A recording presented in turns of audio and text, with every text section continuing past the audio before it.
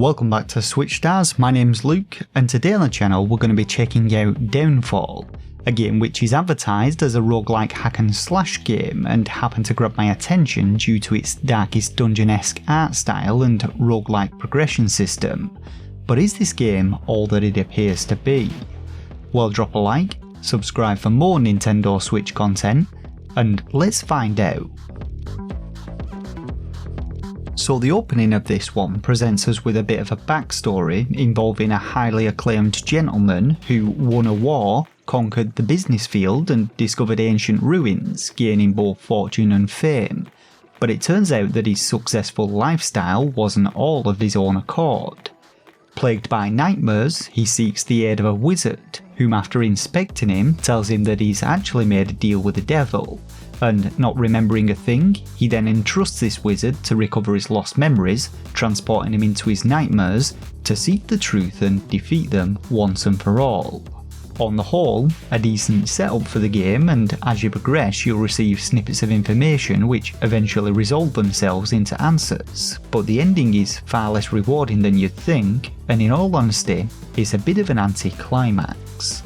Now, after completing a short tutorial, I was immediately presented with a daily check-in, and I have to admit, this put me on the back foot straight away, as I played other games like this before, none of which were any good. Downfall does indeed appear to be a port of a mobile game, but I gave it the benefit of the doubt and pressed on.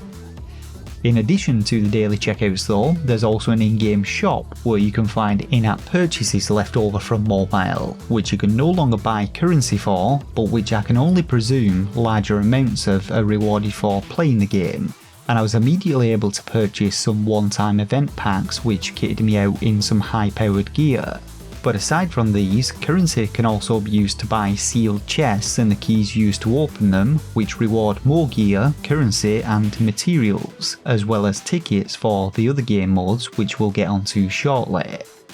Each piece of gear though is used to determine both your basic attacks and active abilities as well as your passive skills, and as you can see here, I got a Flame Blast basic attack, Electric Blossom active skill, Ice Storm move skill and a critical improving passive. But it turns out that opening these chests and equipping this gear was the worst thing that I could possibly have done, and as I began the campaign mode, I soon realised the error of my ways. Now the campaign consists of 5 separate chapters, each containing 20 stages for you to fight through, and these must be completed in order, and all of them must be completed on easy difficulty before you can progress to normal difficulty and higher, so you can kind of see where this one is going. But upon starting my first run, I knew exactly what I was in for here, as the combat in the game was not all what I expected.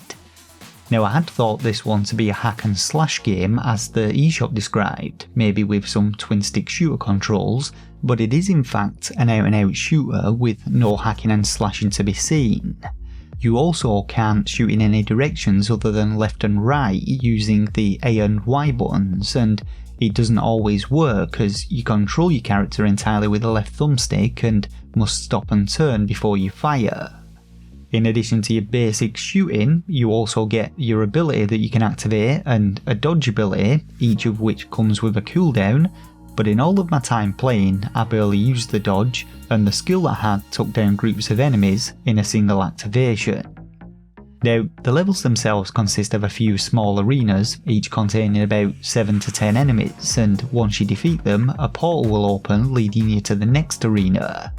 These arenas take about 30 seconds to complete at most, and the enemies themselves are all themed around the levels, which change with each chapter, transforming from mechanised atrocities to Egyptian themed abominations, and these come in a variety of ranged and melee enemies, some of which apply debuffs such as poison, stuns or silence. But the visuals are by far the best aspect of this game, and neither the enemies nor the bosses, which again are all themed appropriately and have their own attack patterns to contend with, offered any kind of challenge whatsoever.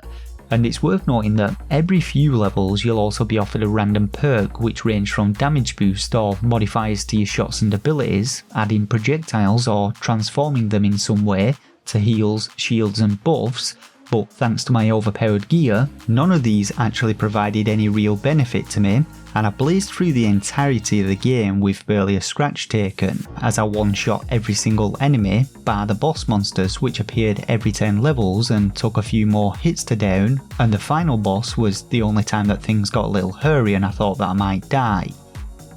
Upon completing a chapter though, you'll be rewarded with a selection of gear and materials, which once again prove to be entirely worthless, and you're probably now beginning to see what kind of game this is, as in order to improve your power, you'll usually need to grind out levels repeatedly to earn materials that you need to progress, but thanks to that shop, this progression system is now entirely defunct. The game does indeed have a number of different crafting mechanics, including the ability to enhance your gear, which is done by using gold coins, the ability to synthesize materials into random weapons or items, the ability to dismantle equipment to earn additional materials, and the ability to craft equipment. But after playing around with these systems, I discovered that in order to actually craft anything of value, you need massive amounts of materials, and the lower tier materials must be combined together in order to produce the higher ones needed for the better gear. So in essence, the entirety of the game is focused around the grind, which I have to admit doesn't really come as a surprise considering this is a port of a mobile game, and if you are playing it casually on mobile, it's kind of to be expected with you dipping in and out daily, earning the odd bits and pieces here and there over time. But it really doesn't translate well to a Switch game, especially with the cash shop gone and the items and materials handed out like candy. In fact, after completing the easy mode, I'd unlocked a number of achievements which rewarded me with a bunch more cash, allowing me to buy even better gear. But even more game breaking, I also discovered that you could exploit the in-game timer, as quitting out of the game and then changing the clock on your Switch actually allows you to instantly unlock the daily rewards, as well as reset the shop, allowing you to purchase more of the packs, rewarding you with more gear and currency, and you can basically do this indefinitely to get the best gear in the game. The final two game modes are also designed around grinding for materials though, and each costs a token purchase from the shop to play. But you have Fate Survival mode, which sees you killing as many enemies as possible within the time limit, which rewards you with bloodstones, Fate Hunt, where you choose 5 perks and then kill a single group of enemies to earn some gold and a sealed chest, and the perk selection in this mode takes longer than actually killing the enemies, and finally Excavation. 5 floors of enemies identical to the campaign, which rewards some low quality materials. So like I said, none of these modes actually offer anything of value to you.